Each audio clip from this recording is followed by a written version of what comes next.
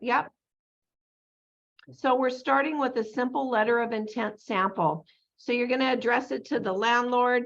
You're going to reference that it is an LOI, letter of intent, and the address and what your client is offering. So you always want to restate the address of the unit. And if it's a unit number, make sure you're adding in the business use. The landlord needs to know that. Make sure that your client is aware that they need to check with the city for their business use, just to make sure you can issue this LOI since it's non-binding. And in between the negotiations, the tenant can be checking with the city to make sure that that usage according to the city is okay at that site. So Michelle, I hate to interrupt, but are you sharing screens? We don't see it in the Zoom. it should be on. Hang on. Okay. Yeah. It's on zip forms right now. It says Yeah, you I are can't see screen it on my- sharing. I cannot Okay. see it in my Okay. Zoom. Stand by. Is Edgar there? Or you It's need me? Edgar. It's not showing, but it says I'm sharing. Okay, hold It's on, up here. hold on. No, it is sharing, but it's not sharing what you're talking Yeah. about. Right, got it. 1 second. My screen is blank. Okay, got it. Okay. Yeah, there you go. You got it. I got it now. Okay, so this is just a simple LOI. So in the base of the LOI, you're gonna state the address. Always make sure you're including the business use. The landlord always wants to know what you would be doing in their property. The term of the lease, 60 months or 5 years. And some businesses are gonna want an option to renew. So in this case, this sample is 1 5-year option to renew. We're going to commence this on January 1st. Square foot of the unit. In front of the unit, you should always have like approximately, because we don't measure it, but we know the approximate square footage. Base rental rate, $5 per square feet. And I usually express it also in dollars. And a CAM fee, 50 cents per square feet. And then the total base rent and CAM fee monthly, you always want to express it. I think it's the security deposit. Most landlords, depending on credit, are going to be looking for the equivalent of 2 months security deposit. They may ask for less or they may ask for more, but the minimum I've seen in the last 3 years, I haven't seen it below 2 months. So I think it's good that you put total due at signing on these letter of intents, because sometimes the tenant is not understanding that they need to come in to that signing of that lease document once you get there with the full amount of the first month's rent, the security deposit, and they need to bring it in a cashier's check format. Hi, good morning, Rosie. Made payable to the landlord. So make sure that if you haven't written it in your LOI, you're at least emailing them about that. It's the property fees that pertain to like building maintenance, parking lot maintenance, things like that. Now, some office buildings or smaller spaces may not have that. I've rented a lot of little offices where it's just straight rent. But normally on some other bigger projects or even a small restaurant, they're going to have CAM fee because they have maintenance on the parking lot and things like that. Okay, so yeah. Is that letter format? So we just complete that information. Well, I formatted this and I'm happy to share it. I just typed up a simple sample. Now, mind you, there may be more included in LOIs. These are non-binding documents, but this is the basic, I would say a basic LOI that you should include this information. So anybody's welcome to have my format. You can just type it over it. Okay. I'm happy to share that. So the rental increase, this particular client is proposing 3% annually. Some other, the landlord may counter back to 5%, but at any rate, 3% annually. Rental abatement is like free rent, but the more fancy term is rental abatement. So they're asking for 3 months. And now why would they be asking? They're a restaurant. They want to get through the city. They also need all of the other permitting to run a restaurant in this case. So they may need 3 months. Sometimes on smaller units, they may only ask for 1 month, or in the case of small office units that we've leased, they ask for none because it's painted out, it's carpeted. There's really nothing much for the tenant to do. But sometimes you're going to see rental abatement. Now, bear in mind, if there is rental abatement, we don't get paid on that. Okay. Don't bill the landlord for free months. Okay. So as well as you all understand, commission generally is not paid on free rent because the landlord's not collecting, therefore you're not going to collect. Okay. So tenant improvements. So this is a negotiable item. So in this case, because it's a restaurant, the tenants asked for 32,000 rent credit or tenant improvement funds. So they're leaving it, hi, John, at the sole discretion of the landlord. So the landlord could either elect to rent credit or pay the tenant improvement funds. The tenant needs to submit their improvement plan to the landlord prior to starting work. I should have put that in here. And within the first 30 days of the lease execution, they're probably going to be going through planning and city, but go ahead and submit their plan to the landlord. The landlord does need to review it. Tenant is responsible for obtaining all the permits where applicable. Any improvement and work shall be conducted by a licensed contractors should the improvements be approved by the landlord. So this is a lot here, but in some of these, there's your tenant improvement. Always make sure you're including it on the LOI, but if it's non-applicable or none, just express none on it, okay? So in this case, since it's a restaurant that has some equipment, maintenance of equipment and building, all equipment provided to the tenant for its use is given to the tenant for use and is as is, where is present condition.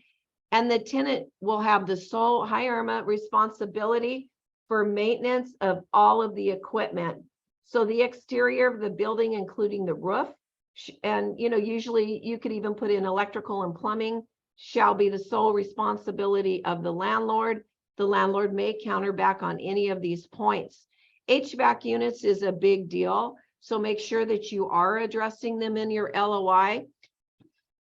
So usually when you're delivering, if they are private HVAC units, some of your office buildings, it may just be a couple of large ones on the roof.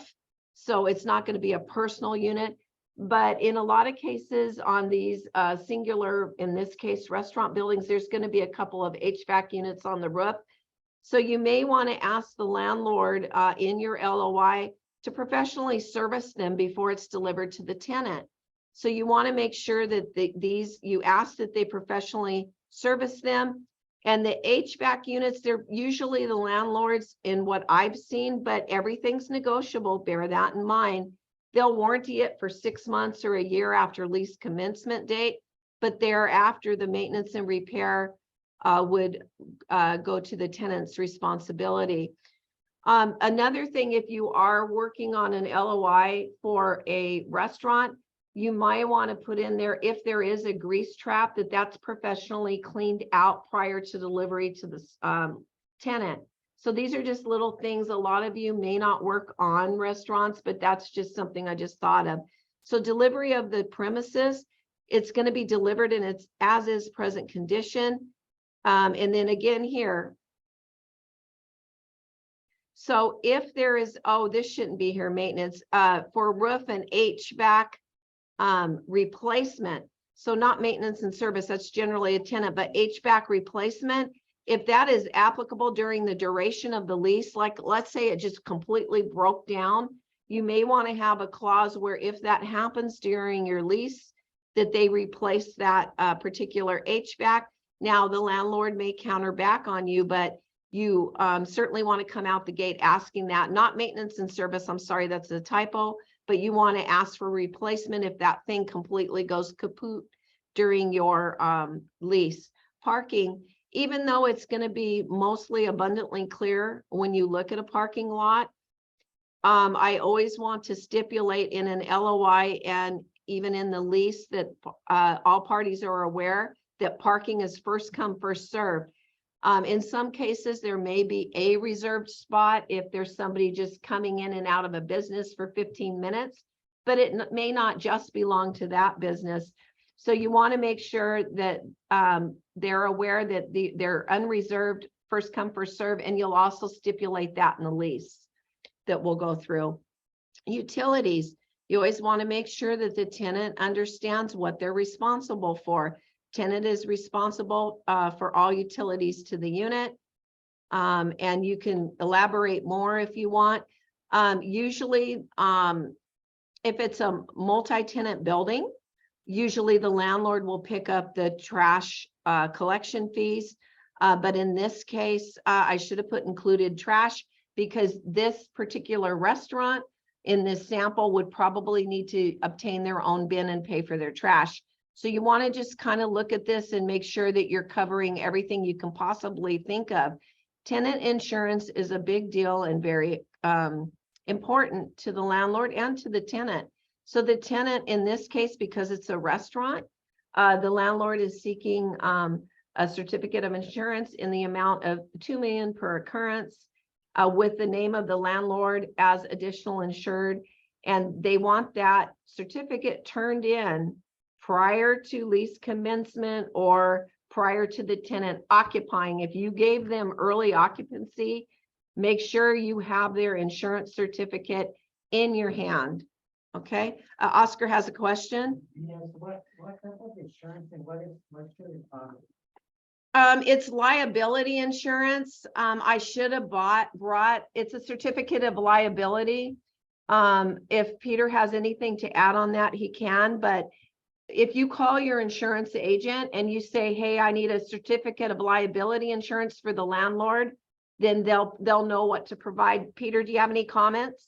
Yeah, you should always require the tenants to provide liability insurance, because even though you carry, as a landlord, you carry the liability insurance, but sometimes you know, they don't cover some of the personal items of the tenants, and then if the tenant got some loss and they are not compensated for, there will be some dispute as to what the landlord's responsibility is. So you always require the tenant to provide the liability insurance as well as the content of the business laws.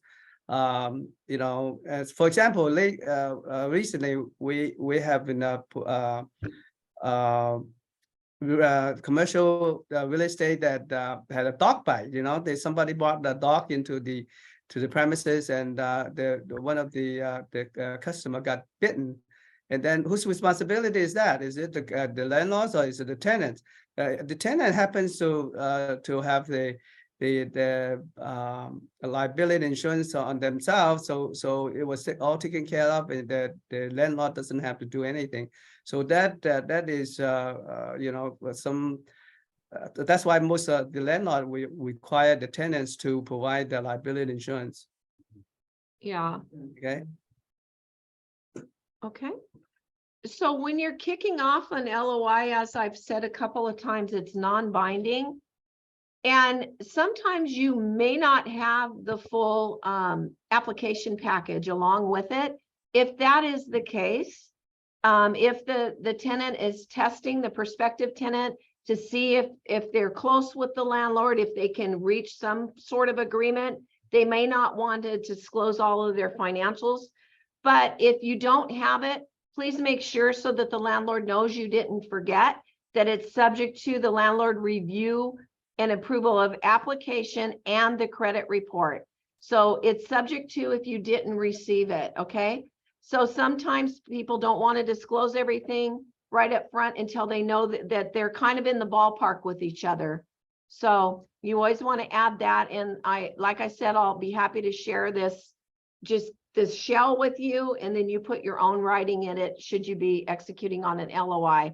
So here's where we say, this is for this letter of intent, and it's always really small and in bold, is solely for discussion purposes only. Either party may discontinue discussions for any reason whatsoever without further liability one to the other.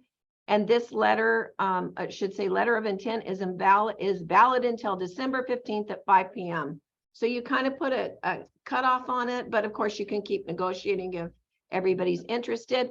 We like to have the prospective tenant, even though we're their authorized agent, we like them to, you know, show us that they reviewed the terms. So if they wanted to add anything, you know, they could tell us before this gets out. Maybe there was something that was important. Maybe they wanted an outdoor patio. Maybe we need to figure out how to do that. So make sure that you're having your prospective tenant review your draft LOI, and they can initial that they've reviewed it and they're good to go. Okay. So as I said, when we were looking at residential leases, it's very important that you have a list, and you are asking every single client that is submitting for the same documentation. You don't want to look like you're asking client A different from client B. So make sure that you have a list and you're asking each prospective tenant for the same application documents, like a copy of their driver's license or other government issued ID, copy of last 2 years of tax returns if self-employed, or last 2 months of most recent paycheck stubs, and a non-refundable screening fee of however much per applicant made payable to who's ever running your credit. Okay. So you want to make sure that you are always asking each prospective tenant client for the same stuff, so that they don't feel like you're asking me for more, or, you know, then you're asking other people. And each applicant and each guarantor must provide the same information along with their own application. Some landlords have their own application, but in this case, we've attached the application to rent with just a car one. But some of your bigger landlords, they're going to have their own application, so you can use that as well. Always make sure on these applications, and even the landlord ones are going to have it, you need the applicant's signature, and the applicant's signature here, because that means that they are agreeing to having their credit run. Nobody will run their credit unless they have a signed application from the client authorizing them to do so. So you need to submit that to who's ever running your credit. Okay. So very important. And it could be your car application or a landlord provided application. Maybe they want more information. This notice regarding the background investigation automatically attaches to the application. So you will have the applicant acknowledge this form. And I added in here because I think a lot of us don't know, and I'm going to be quite frank, I didn't realize that Anna had done so much work putting the list together. Oh gosh, Anna, on the website. God, my mind went blank.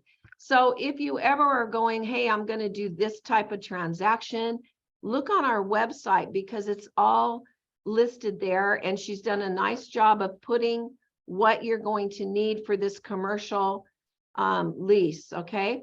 So this is really handy to have. You can, you know, check it off and make sure that you have this on, you know, the top of your lease file, so you can make sure that you've provided all the documents that the company will be looking for. So we thank her for putting multiple lists together for every property type.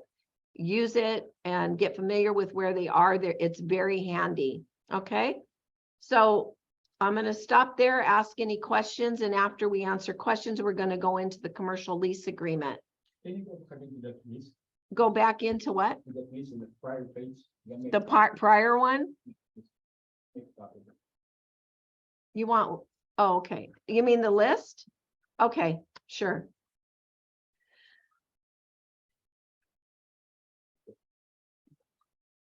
The screening, On Co-op Anchor website. the You screening go under- application is the same for the residential and commercial? Yeah, you know, here it limits to not to exceed $30 right on this car form. So if that's the case, I try to limit it. But, you know, now with the prices climbing, sometimes it's going to be $35. So, you know, you look at that. But yes, it's the same. And you The need, same form. yeah, it could be the same form, or the landlord may say, no, that's not enough. I want to give you my form. This is more documentation. Shumay and I have an individual application and we have a corporate application. So if it's an entity, we have them fill out the corporate application, even though we probably won't be running credit on that. The guarantor will fill out the individual, okay?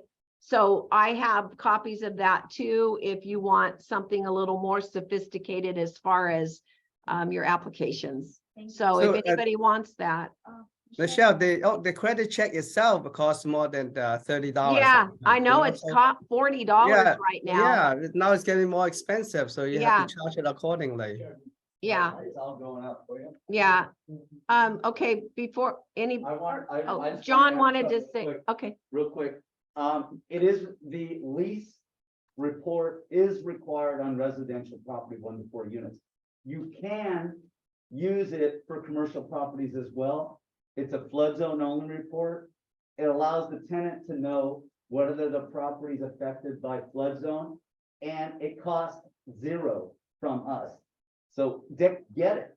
It's free, and it's just another thing you can add to your arsenal to protect your landlord. What do you call it? A renter's report, oh, thank you, John. Okay, and he does that for commercial as well. right? And to show if that property's in a flood zone and it does not cost you. Both flood zones, we can check for you, Okay, okay? Thank- Thank you, have a wonderful weekend. thank you, John. See you on Monday. Irma, Why is it that there's no credit check for, corporation, LLC? You're saying only individuals? yeah, Peter can probably address it a little more clear than I'm going to, but the reason that we're not going in, because you have to go through certain agencies, Peter, correct me if I'm wrong, to check the credit. It could be quite expensive on corporations, but the guarantor that is signing is responsible for that lease. So we're going to go all in and check their credit on the guarantor, the individual. Anything to add to that, Yeah. Peter? Yeah, you definitely should, because the guarantor will ultimately Yeah, be responsible for the rent also, so yeah. that's a good So- idea. Yeah, we normally don't, but we want the corporate information. And another thing that you can do that's free and that I always do is I go on to the California Secretary of State. I put in that corporation or LLC name and I hunt for it and I find their articles of incorporation and make sure that they're active, and I print that and I put it right on my file. Good Yeah, idea. so there's ways to check. Yeah, to make sure it's an active agency, and sometimes they're out of a different state. So you want to know where they're at. Anything to add, Peter?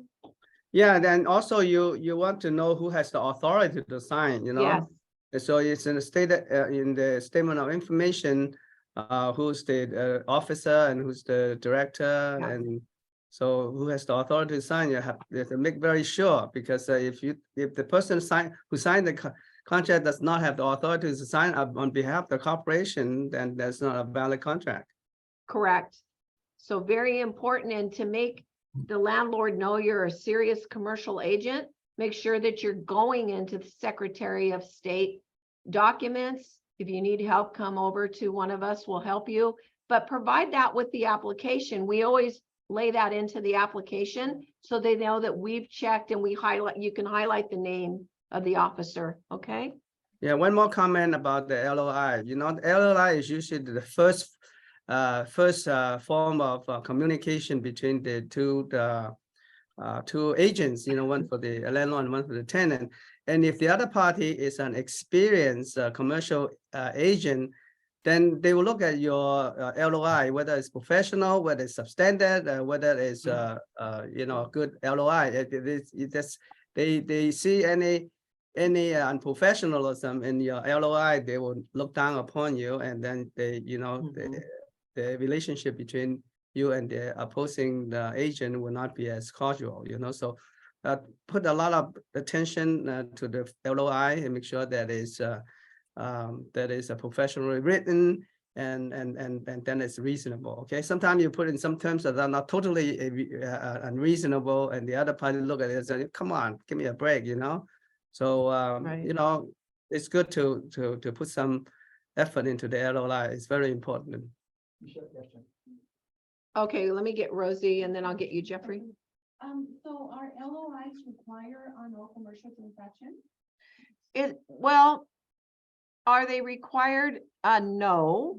However, most, like he said, professional commercial agents, they want to know who you are. They want to know, and the landlord wants to know too. They want to know who you are, what you're doing, you know, and like Peter said, they will look at this and gauge your level of experience and things Right. like that. So, you know, And one more question, are there different reasons of submitting LOIs? For example, to place an offer or like, in this case, it's a tenant landlord relationship, right? So are LOI when placing an offer or? are Yeah, they used- Peter can explain it. L- I have, LOI is not an offer, it's just the intent to negotiate, that's all. It's not legally binding. Yes. Yeah. Somebody wants to purchase a commercial. yeah, normally, yes. If you are purchasing a commercial, asset, you'll see a pretty extensive LOI, Yes. a non-binding, just to kick off the negotiation. Right. Yeah. But, you know, and like I said, we've leased several 500 square foot little office suites. Those normally, they're not coming in with LOIs. They're tiny. They're $800 a month. You know, a lot of people aren't submitting even commercial agents. But on most other things, you're going to see an LOI because, like I said, that they want to know what your business is and what you're doing in their property. So it's best to kick anything off that way. So is there a size per square foot is where you could start with LOI? Let's say 5,000 square foot or 8,000? No, there's no size. If it's commercial, you know, even a small office, you could probably kick it off with a small, you know, LOI. You're not going to be doing a lot because a lot of times these are just, you know, bare walls painted out, ready to go. But most commercial sites, you're going to have an LOI on it. And it doesn't hurt because it's non-binding and it introduces your client to the landlord. So you can shorten the. Sure. The LOI depends on the size of the property. Yeah, it's a living document. You can lengthen it, shorten it, you know, according to your case. That's a simple question. Can somebody in the meeting room talk louder because I can barely hear? Okay, Jeffrey, can you hear me? talk loud. Okay, I have a question to Michelle. On the leasing apartment or residential, we have those documents, additional documents. I understand that each, let's say, 4 families, husband and wife, and 2 kids are 18 years old above. 4 of them should complete the form, right? yeah, residential, you're not going, he's asking if these apply to a residential lease. You're not going to be performing an LOI on a residential. Excuse me. Not LOI. I'm talking about. Oh, yes, if they're No. 18 and above, if there's parents with a 20-year-old and a 22-year-old, the landlord wants that application along with a government issued ID from each occupant, okay, So for residential. So each and everyone be paying separate fees, then additional fee, right? Yeah, they'll be paying separate fees. Yes. So four people. Yeah, well, sometimes the landlord, if it's 2 parents with kids 18 plus, they may only be running the parents' credit. But again, that's up to the landlord. I leased apartment, had to co-sign for my daughter in Merced. And even though my daughter is young with hardly any credit, they still ran her credit. That is at the landlord's discretion, okay? So, yeah, okay. So we're gonna move on to the commercial lease. I got one question regarding the LOI. Okay, At the end, at the last page of the LOI, normally we put a space for the applicant signature. correct. But in most cases, the applicants do not sign that space provided for. It is only the agent that signs the LOI. Is that a must No, And that's it's n- fine? no, it's not a must, but what we're finding, and the reason we being, I work for Shumay Cam, who is a master at, commercial leasing. And the reason that we added that block is because we want to make sure that we have completely understood what that prospective tenant is seeking to communicate to the landlord. So the reason we added a simple initial block is, and they don't have to sign it, you don't have to add it, but we want to make sure that we've heard everything they've, brought up, and that we've covered it for them. So it's a way of us showing that client, hey, we hear you. We've included it all, just initial here that we've gotten it. But it's not required. No, that is at your discretion. Okay, thank you. Yeah, you're welcome. Okay, so now we're going into the commercial lease agreement. This is the real estate agency relationship. Make sure this is filled out and submitted. You should have one on from the landlord side when you took the listing, and then you're going to want the tenant's agent, if that's you, to make sure this is filled out and signed, so we have that on file. It's a requirement. So here's the car commercial lease agreement, and the last revision of this was in 2015. So some of us may be familiar with it, but let's get to it and go over it. What I like to say is, learning is kind of fun on these documents. You can get curious about it. If you see something mentioned in it, like they're quoting a civil code, Google it, look it up. And I want to add that if you have a question, and you can ask any management here, but you also have a free, if you're a member of the MLS and CAR, you have the legal hotline, that it doesn't have to be a transaction question that you're in a transaction. You can say, I have a general question on the commercial lease agreement. So you can also use it that way. And I've done that plenty of times, okay, for the CAR forms.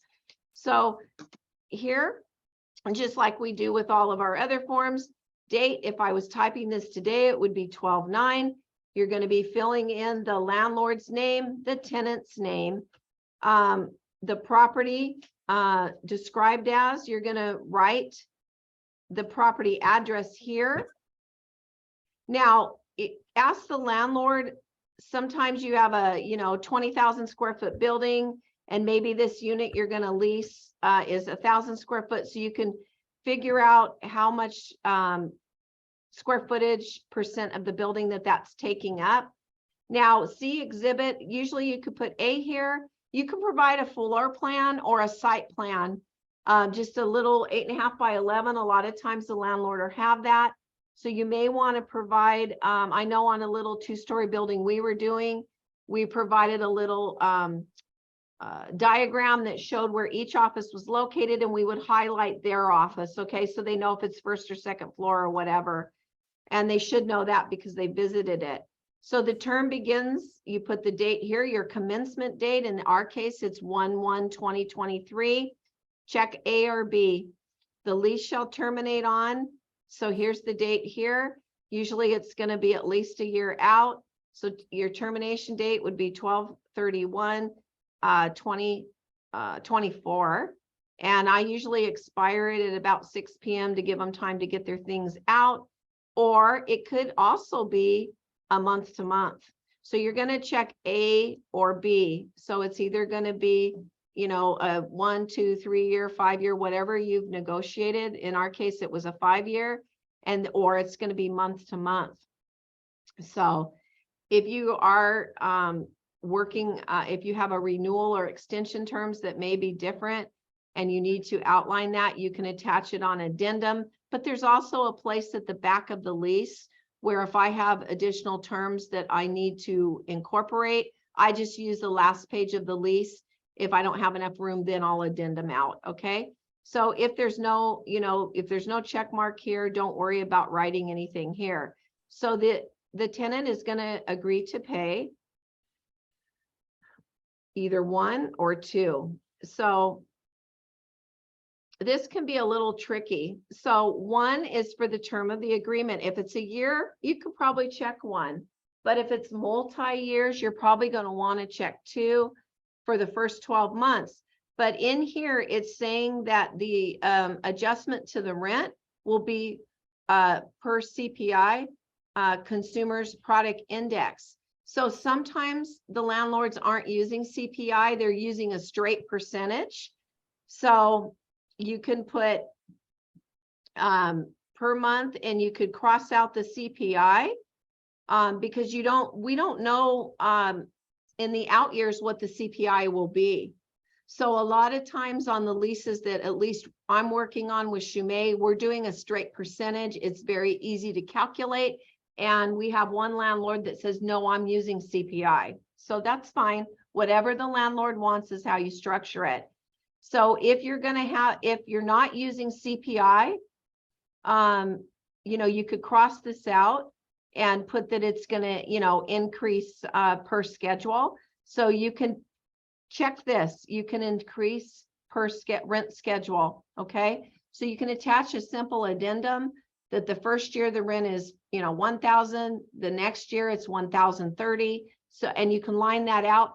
Be mindful that if you have rental abatement calculated in, that you do outline that in your rent schedule, okay? So if the commencement date falls on any other day than the first day of the month, the landlord is still going to want a full 30 days in. So you're going to go ahead and calculate 1 month in the lease agreement plus your security deposit. So they're going to pay you a full 30 days, regardless if they're starting on the first or not. And then the second month, it's going to be a pro-rated rental. So you want to let them know that, and bear in mind that we always prorate off of 30 days. And it even says it here on a 30-day period, okay? So all prorations, regardless if it's 31 days, are based on a 30-day calendar month period, okay? So the payment, rent shall be paid to, this is important. Make sure that you're putting the name of the landlord and the address which they shall be sending the rent to here, okay? So if the landlord has something they need to be billing the tenant, let's say that, and I've seen this, that the electricity may be metered, or they may have some calculation where there's 2 units that are hooked up to 1 meter, and they have a calculation or a percentage of how they're billing each tenant. The landlord may provide an invoice for that, okay? So all other rent shall be paid within 30 days after the tenant is billed. I don't like that. I think 30 days is way too long. I like it to be 5 days. So you can amend that to 5 days. Here you could cross this out or copy this sentence into the back and put 5 days, or you could cross it here, have everybody initial it. I think 30 days is way too long, and just in my opinion. So that'll be up to the landlord. So tenant is entitled to possession of the premises on early possession. If you're giving it, please make sure that before they turn that key in the door, you have your certificate of liability insurance in hand. The landlord will rely on you to collect that document. Thereafter, the landlord will be collecting it annually. But so if they're entitled to possession early, you note the date here. Or if it starts on 1/1/2023, which is the date of the commencement date, go ahead and just put that there. So if the tenant is in possession prior to commencement date, the tenant is not obligated to pay rent, base rent, and the tenant is or is not obligated to pay rent other than base rent. So usually if a landlord is kind enough to let them in a few days early, most of the landlords I've seen, they're not charging them. So I usually check is not obligated. Now, what could they may have to pay? Utilities, okay? So in the back of the thing, you're gonna put during early possession, the tenant shall be responsible for utilities to the unit. So if they're there 5 days early, 10 days early, we want to address that in the back, okay? So I'll show you that at the back. So make sure that if they're there early, that you're covering the landlord for the utilities, okay? So here's where you're gonna put in the security deposit. Generally, it's gonna be 2 months. If you check here, if the base rent increases during the term of this agreement, the tenant agrees to increase the security deposit by the same proportion as the increase in base rent. Now, if it's a large jump, if you're looking at a 5-year lease and it's gone up, you know, 2,000-3,000 a month by the end of the month, maybe the landlord wants this as a safety measure. You could certainly check it for the landlord, ask them if that's okay. And the landlord can either go about collecting it, because that will be their business to do if they wish. But normally, if it's a small office, the landlord, I haven't seen them increase the security deposit, you know, in proportion, because the rent may only be going up, you know, $50 or something a month if it's a small unit.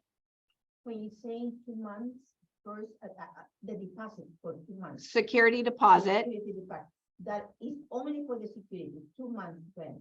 Yeah, so Rosa's asking, when I'm talking about the security deposit, it's actually a security deposit, but I say it's equivalent to or equal to a full 2 months, because that gives the landlord a little pad, right?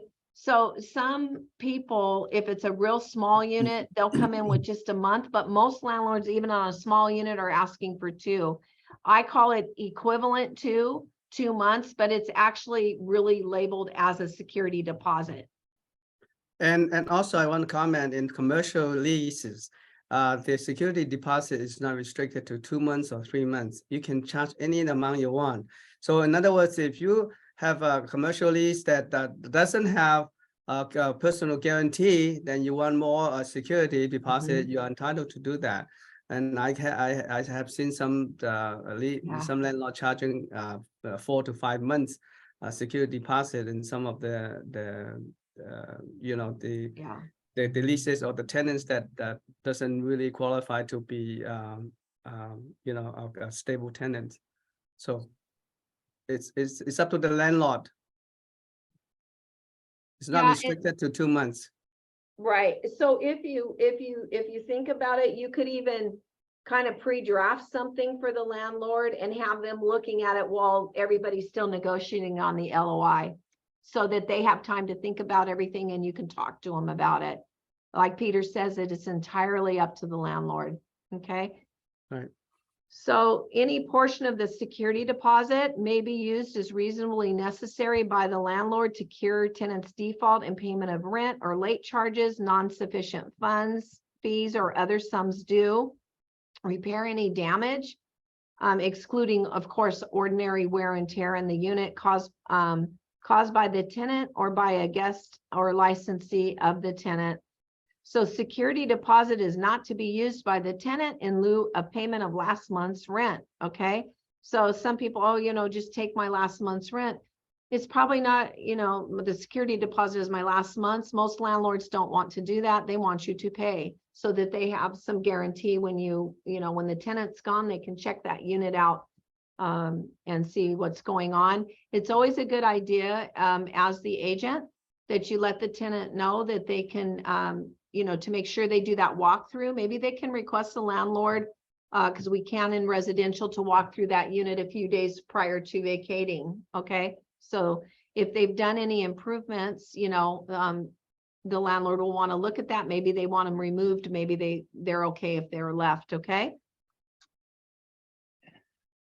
No interest will be paid on the security deposit unless it's required by local ordinance. I generally haven't seen interest paid, so that's stipulated in the lease. So here's the payments here. So your premise date, you know, your premise address is here. So you're going to collect a full month. So in this case, we're starting in January. It's going to be 1/1/2023 to 1/31/2023. The total due, the security amount, other, if there's a key deposit, if there's a remote deposit, anything like that, you're going to want to note it here. Any other category where they need to put a deposit, make sure you're spelling it out I have seen key deposits up to $100 because sometimes the commercial building keys have an entry door key and then a unit key. So the landlord wants to cover that cost if they lose them, okay? So total due here and balance due and due date. So you want to make sure that you're giving them a due date. Once you're getting the lease executed, like I said in the LOI, make sure you've already expressed in your LOI so that the tenant knows they need to come in with these amounts. Payment received. So in our case, when we receive the payment and maybe we're having the tenant sign it and then it'll go to the landlord, we will date it here that we've received it here so that the tenant, you're going to provide them a copy when they sign the lease. And then of course you're going to give them fully executed later, but this makes them comfortable. You need to put a date in there. Also give them back a copy of their cashier's check. Okay. And give them back a copy of the cashier's check along with this copy, because you want to make sure that they that you're acknowledging their deposit and their, first month's rent. Okay. So parking can be a big deal in commercial buildings. Some buildings charge $50 per space. In the larger buildings, I've worked at one in Pasadena where it was indeed $50 per space, and it can get kind of spendy. So you want to make sure that you are addressing the parking. So the tenant is entitled to, here it says unreserved and blank reserved. So because I don't call it an entitlement, or, Peter can correct me if I'm wrong. Here, I always put tenant is entitled to first come, first serve parking in the parking lot, because, it can vary daily who's in the building and how many spots are going to be available. Okay. Unreserved and zero or none reserved unless they do have a reserve. So make sure you're not leaving these blank. If it's first come, first serve, put it. If there's a reserved spot, note it. If there's not, put none. And then the right to parking is or is not included in the base rent. So most of the leases I've worked on, it is included, but if it's not included in like some of the Pasadena buildings, you need to, the parking rental fee shall be an additional $50 per month per space. Or if it's just $100 to let them park in the lot, whatever. But if it's per space, make sure you're noting that it is per space, so there is no confusion or ambiguity in the lease, okay? So if it's per space, note it. If it's just $100 per month to allow the people to pull into the lot and park, put that, okay? But don't leave these blank, okay, at all. Check one of these boxes here, put something here and here. Additional storage. Storage is a very important component. Storage is permitted as follows. Generally on the commercial units, it's only within their units is what I've seen. So I'll usually put none here, and then the right to additional storage space. If it's none, you don't have to check this, but if you're including it and you have a storage space for them outside or somewhere in another part of the building, make sure you're checking the box. If the landlord is going to charge them for additional storage, which I have seen, make sure that you're noting the amount that they're going to be charged here. Okay. But usually additional storage, I put none, because a lot of times they only have the unit. Okay. So late charge interest NSF checks. Here the tenant shall pay the landlord. You can put a dollar amount as a late charge in. Okay. So ask the landlord what they want to charge should somebody be late, on their payment. So you would put the dollar amount here as a late charge, because you need to tell them in the lease what the penalty would be, plus 10% interest per annum on the delinquent amount of $25 delinquent amount, and $25 as an NSF fee. This is low because some banks now it's more than 25. So if that's the case, you can rule this out and you can write in the back of this lease agreement, and I'll show you that it's $40 NSF check fee, okay? So $25 is low. I know Wells Fargo, I think it's 35, but anyway, 25 is not enough to cover, okay? So just be aware of that. If this is not enough, you can cross this out and we can note that in the additional terms in the back. Condition of the premise. The tenant has examined the premise and acknowledges the premise is clean and in operative condition with the following sections. If they notice something like a toilet's loose or, you know, the faucet needs to, is leaking, they can note that here. But generally, these things are going to be done before. So the tenant, when you're walking them through the unit, flush the toilets, turn on the faucets if there's a private bathroom.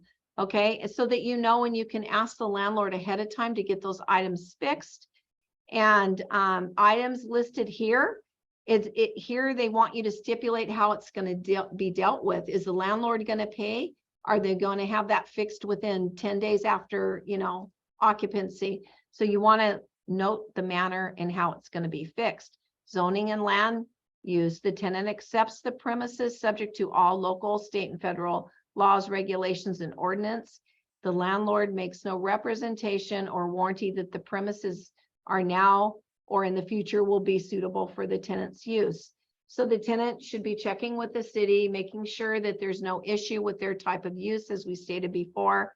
So the tenant needs to make its own investigations and checking with the city as part of that investigation. Okay. I'm going to stop for a minute. Are there any questions before I continue on? Yes, Okay. Michelle, I have a question. Okay. Please go back to 7 payment. 7? Yes. Then for question 8, rental is from the day to the day. So it's for a month or for a year? No, because this is Joseph, this is the payments in. This is your initial payment in, right? So this is the cashier's check that your prospective tenant is going to bring. So that's for a month. This is the money that is going to be turned over to the landlord. Yes. Yeah, so this is just a month. And then the security deposit. And then if there's a key deposit, you would note it here. This is only the payment going into the landlord at the commencement. Okay, the cashier's check, the initial deposits and first month's rent. Okay. And one more question. Yes. Can I ask a tenant for a first month and last month rental fee? Can I collect tenant for first month and plus last month? Well, normally here you're only I think you could request, 2 months here if you want, but normally you're handling that in the security deposit. So it is a security deposit, but it's equivalent to if you want it more than 2 months, because it would make the deal better for the landlord, or the landlord's requiring it. Request it here in your security deposit. Yeah. Normally I charge like a 2-month security deposit and plus the first month. Right here, their first month. And last month move out. So just add it in. So if that's the case on a commercial lease, you're saying the first month here, just add it into the security deposit. Do 3 months here, the equivalent of 3. Then the landlord has a higher security deposit, which will make the landlord happy. And you're covered here. Okay. Yeah, I mean, that's up to you, but I would structure it that way. Peter, do you have any suggestion? Okay. Okay. So where was I? Yeah, I would ask for it in the security deposit, okay? Just up your security deposit. Okay, thank you. Yeah.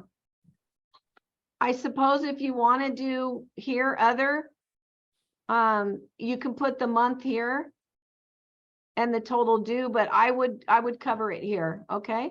Okay, yeah, got you. Yeah. Thank you. Where did I stop you guys? Zoning. Okay. Okay, I got some couple of questions. okay, buddy. With regards to that, the parking spaces. Usually Yes. for the industrial, properties, they put, let's say one space for every 1,000 square feet. Correct. Yes. Does that apply too for other commercial properties like offices? Yeah, you can. I have seen that, buddy. You can put one space per 1,000. And then if you do that, please also note, first come, first serve. You can do Right, that. because, yeah, because, Absolutely. yes, because usually they don't have any assigned, parking spaces. Right. Especially for common areas, it's just, yeah, you're right, first come, first serve. Yeah, because I'm overly cautious because unfortunately I've seen parking wars. I have seen people literally fighting over space. So Yes, since I've seen it on the field, now I always first come, first serve. Yeah, unless it's different. Yeah, but you're right. You could put one per 1,000 and then in parentheses, first come, first serve. okay. Yeah, absolutely. I have seen it that way as well. Thank you. That's a great point. And then another question with regards to the early possession. Yes. Is there a usual number of days that's being practiced for office spaces, office leases? And also I know for industrial properties, it depends on when the property is being vacated by the previous tenants. Right. But is there any particular number of days that's being practiced? For early No, possession? it's actually up to negotiation. However, the office leases that I've been involved in, they've had anywhere from 5 to 10 days extra because, and the reason why is they want to get their Wi-Fi set up properly. They want their Right. IT people doing it. So usually the landlord tries to get it ready in time for them and they're cooperative with that. And there's a good reason. They want to be hitting the ground running on commencement date. So I wouldn't say there's a hard and a fast number of days, but it is negotiable and what is comfortable for the tenant and the landlord. But I've seen anywhere on offices from 5 to 10 days. On industrial, the same amount. I haven't seen a ton, but a lot of days, but I've seen, up to 10 to 15 days. So, it's really negotiable, but I wouldn't say there's a standard. I don't know why a tenant actually on an office building would get any more than 10 days unless they couldn't get their appointments with their IT guys. And then that's understandable. Yeah. Okay, Yeah. thank you.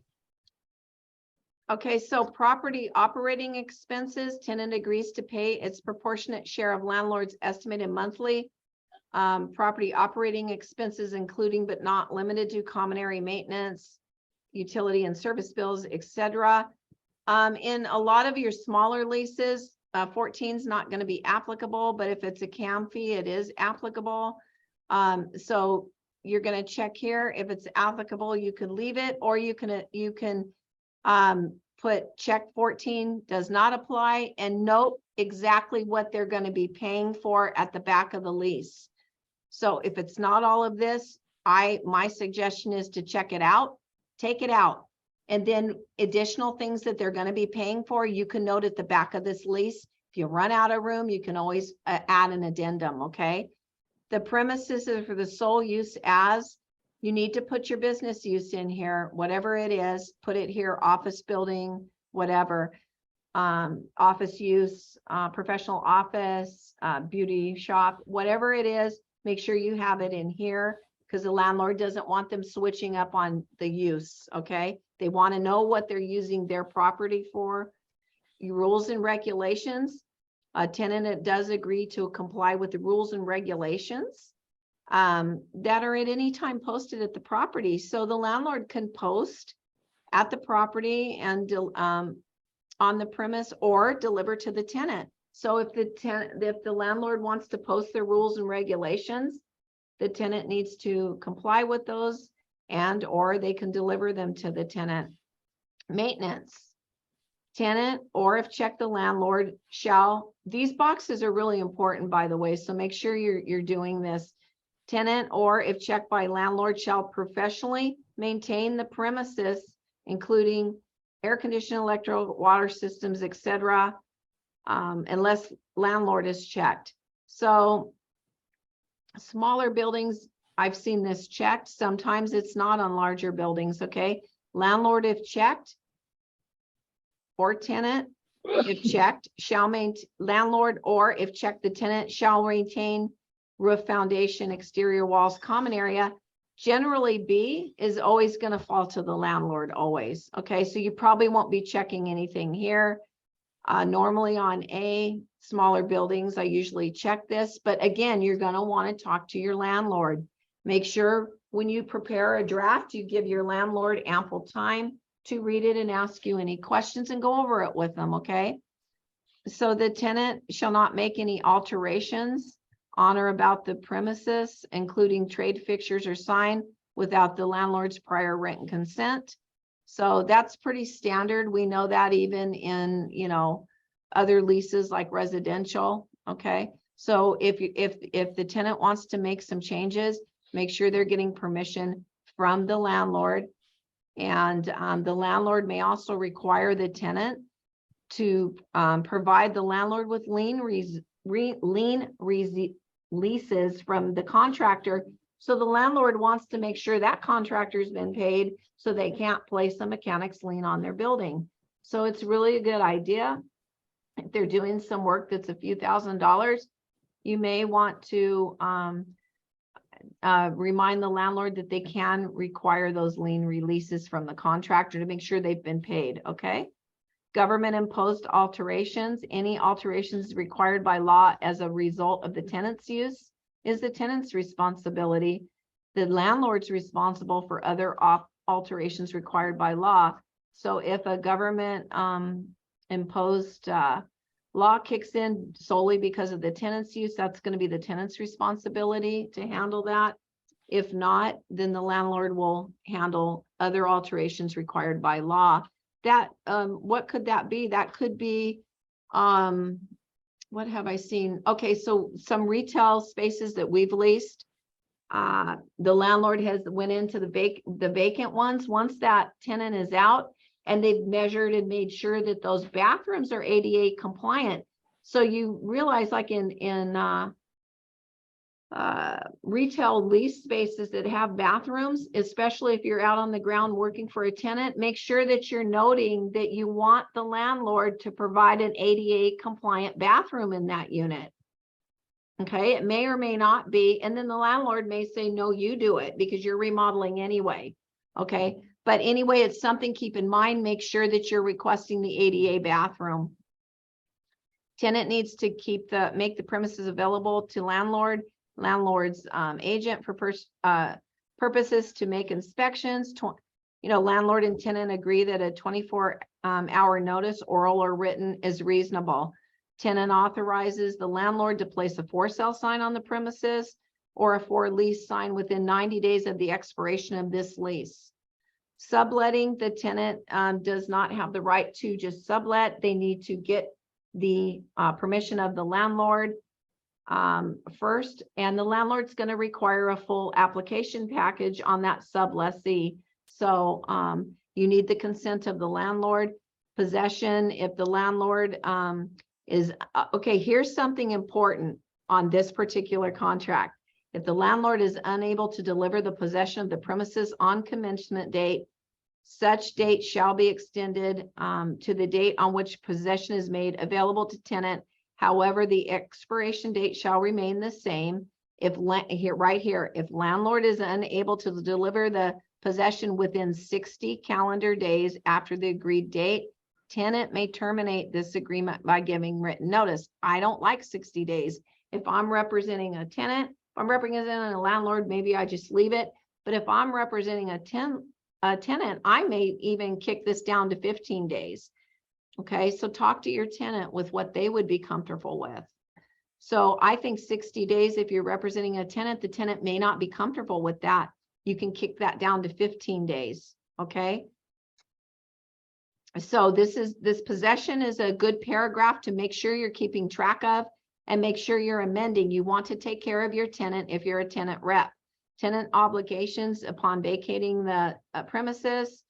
They need to give the landlord all the keys and copies of keys if they've made additional copies, opening devices, you know, like you normally would even in residential, and vacate the premises and remove all of your stuff and vacate all the parking and storage spaces and deliver the premises into the same condition as it was delivered to them. And give the landlord written notice of your forwarding address. So this is very important for the tenant because the tenant wants their deposit back, so the landlord needs to know where to forward it. Okay, so make sure that's filled in for them. Breach of contract, early termination. Let me see how much longer this is going to be because I think it's a lot to go over. Okay, I'm going to go through page 3. We're going to hit the last bullets and then we'll quickly go through the rest next week, along with some other things. I wanted to show you guys all of the different kind of commercial leases. I do have a form typed up for you that I'll be happy to share with anybody that requests it. So we're going to stop at page 3 because this is very long and it can be tedious, and I understand that. So breach of contract, early termination. The tenant, prior to expiration of this agreement, if they breach any obligation in this or abandon the premises or gives notice of tenant's intent to terminate this tenant, they could be on the hook for some rental commissions to the landlord, the rent until the tenant, a new tenant is found, advertising expenses. So read this paragraph and make sure that you understand it so you can explain it to your tenant.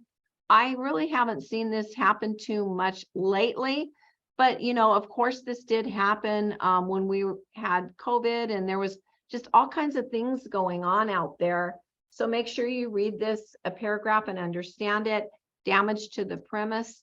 If by no fault of the tenant, the premises are totally or partially damaged or destroyed by fire, earthquake, or other, the landlord has the right to restore the premises or repair or rebuilding. If landlord elects to repair or is unable to complete such restoration within 90 days from the date of the damage, this agreement shall remain, it still remains in full force and effect. But if the landlord can't complete or restore the premises within this time frame, or the landlord elects not to restore it, then the landlord or tenant may terminate this agreement by giving the other one written notice. Okay. So that's important.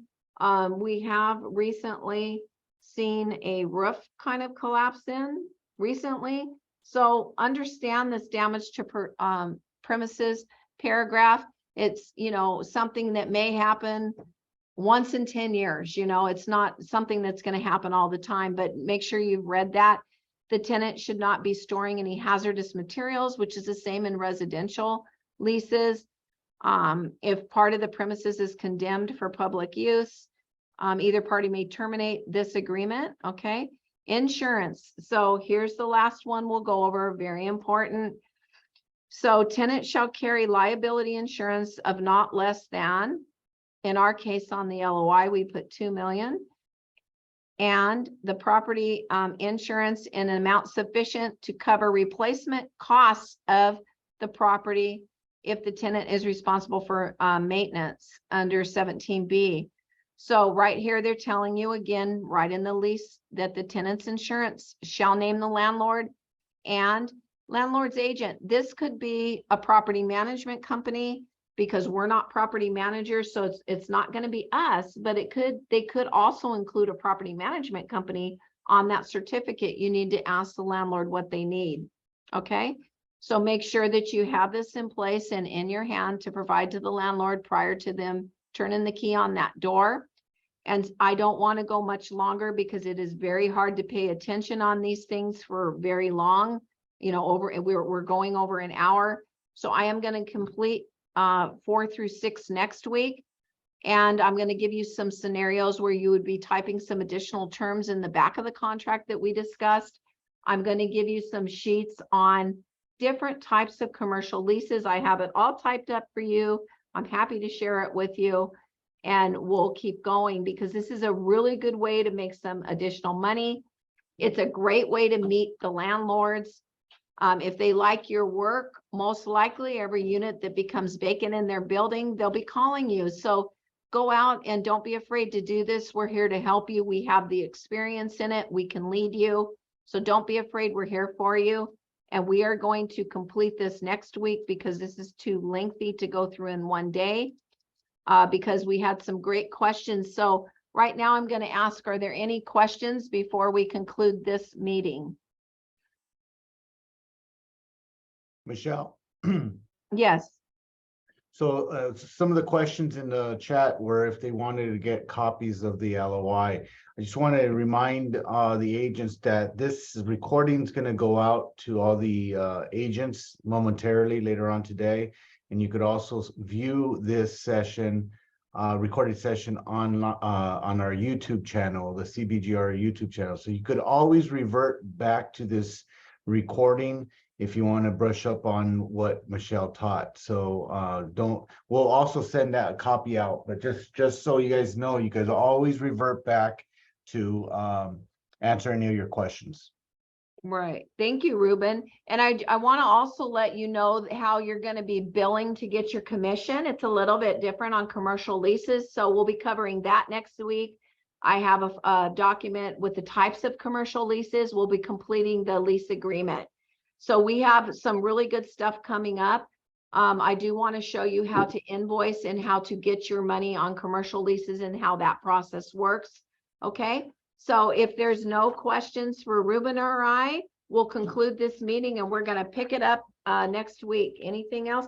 Oh, and also Anna brought up a couple of forms that one of the agents mentioned they want a training on. And I have noted them in my car section. I have those to prepare for a training. If any of you come up with any forms where you feel like you need additional training, even if it's a one-page disclosure, whatever it is, be communicating to your managers. We will add that into training because any of your questions, we will address it in a training meeting. Okay. So thank you all. And it's so great to have company in the room. Gracias. Thank you. Thank you, Michelle. Thank you, Pete. Thank you, Ruben. Thank you, everybody. Have a great weekend. Thank you both.